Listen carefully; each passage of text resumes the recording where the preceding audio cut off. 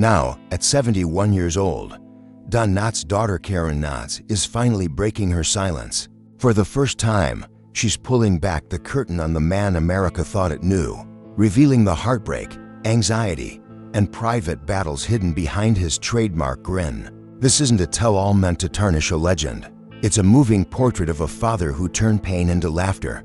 Stay with us, because what she reveals about the real Barney Fife will forever change the way you remember Don Knotts. Jesse. Donald Knotts entered the world on July 21, 1924, in Morgantown, West Virginia. He was the youngest of four brothers, a late rival to a family already weighed down by hardship. His mother, Elsie Lucetta, was 40 when he was born. His father, William Jesse, struggled with serious personal demons, making home life unpredictable and often frightening. Don's three brothers were much older and mostly off in their own worlds. The boy who would one day make millions laugh instead grew up feeling small, separate, and anxious. His brightest light was his brother Sid, who had a natural knack for comedy. Sid's sudden death from an asthma attack carved a wound in Don that never fully healed.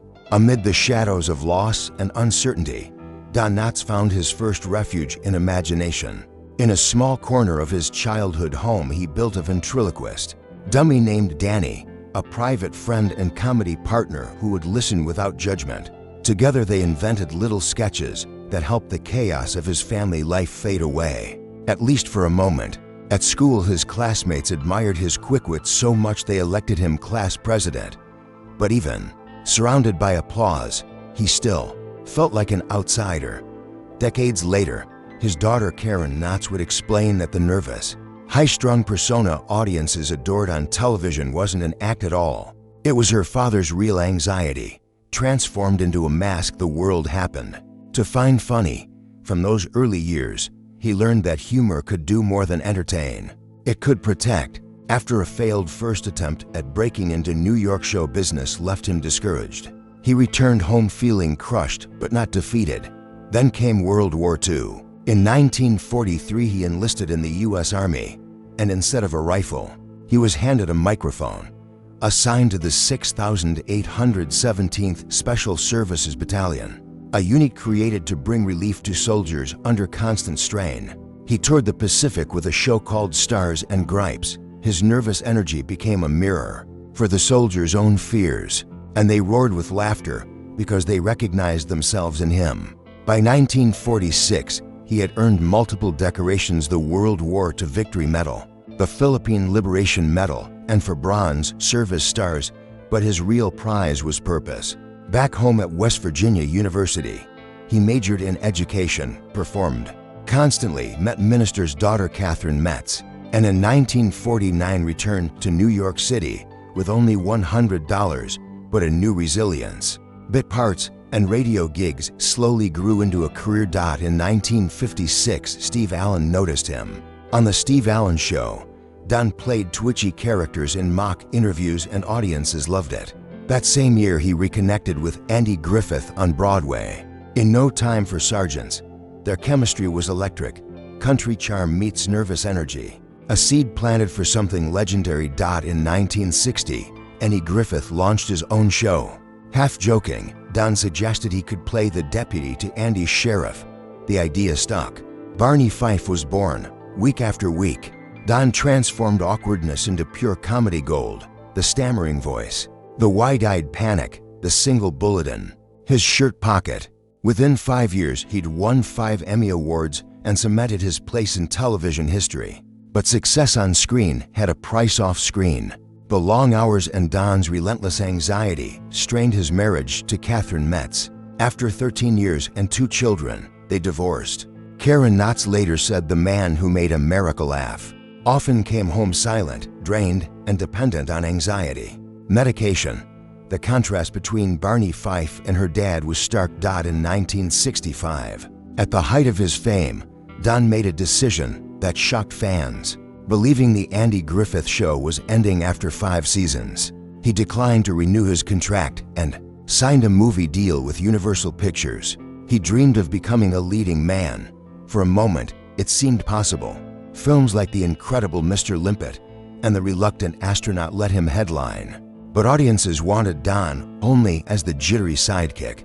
His 1969 film, The Love God, a risque comedy about a Playboy-style publisher, bombed at the box office. Meanwhile, his private battles intensified. The anxious characters weren't just performances, they were mirrors. By the 1970s, Don tried to reinvent himself with The Don Knotts Show, a variety program meant to showcase his range. It was canceled within a year. He kept working, guest spots, Disney comedies, and later Three's Company. But the glow of Mayberry was gone. Personally, Don drifted. People adored Barney Fife but didn't always know how to love Don Knotts. Fame gave him recognition, not connection. By the 1980s, Don had secured his place as a TV legend, but his private life was unraveling again.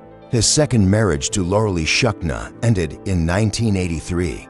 After years of tension and a devastating diagnosis, Don was told he had macular degeneration, a disease that could steal his eyesight, his timing, his expressions, his livelihood. Though surgery restored much of his vision, the scare left deep emotional scars. Lifelong smoking had already damaged his health. By the late 1990s, lung cancer loomed. Even then, Don kept the seriousness of his illness quiet, not wanting to shatter the image fans held of him. But amid the turmoil came an unexpected grace note. In 1987, while working on the sitcom What a Country, he met actress Frances Yarborough. She was younger, working behind the scenes, helping Don with his lines. Over time, their unlikely connection deepened into real love. In 2002, they married, giving Don the stability he had long craved but rarely found. Frances later said she was drawn to his vulnerability, the way he could make the world laugh while privately fighting so much pain. By 2006, Don's cancer had progressed beyond treatment. He was 81. Even as his health failed, he refused despair, cracking jokes from his bed for family and friends. His daughter Karen recalled that he made them laugh so hard she had to leave the room, then regretted it later. A director friend told her, "Laughter was what your dad lived for." Among those gathered at his bedside at UCLA Medical Center was Andy Griffith, in a rare interview. And he said he whispered to Don, calling him Jess, the private name only close friends used, and begged him to keep breathing. Don couldn't speak, but he moved his shoulders slightly, a final acknowledgement of their bond. On February 24, 2006, Don Knotts passed away quietly, Frances Yarborough at his side. His estate went to her, but his true legacy wasn't measured in property. It was in the laughter echoing across generations. In her memoir, Tied Up in Knots, Karen Knotts finally revealed the full story: her father's painful childhood, his lifelong anxiety, the loneliness fame could never heal. She didn't write to expose him but to honor him, to show that behind the lovable Barney Fife was a man of immense complexity and courage. Her words remind us, the ones who make us laugh the hardest are often carrying the heaviest burdens. Don Knotts lived a life full of contradictions. To the world, he was remembered as the nervous, jittery deputy whose comic timing made him a legend in television history. Audiences laughed at his bumbling ways on screen, especially in the Andy Griffith Show. But away from the spotlight, his journey was far more complicated. His family knew a different man, someone wrestling with insecurities, private battles, and the pressures of fame. Despite the inner turmoil, he kept pushing forward, starring in memorable films like The Ghost and Mr. Chicken and The Incredible Mr. Limpet, proving his versatility. Yet what made him extraordinary was that none of those struggles ever silenced his gift. Even in his final hours, he chose laughter. That ability to make people smile until the very end remains the purest measure of his legacy, sealing his place as one of comedy's most unforgettable performers. We'd love to hear from you. What's your most unforgettable Don Knotts moment?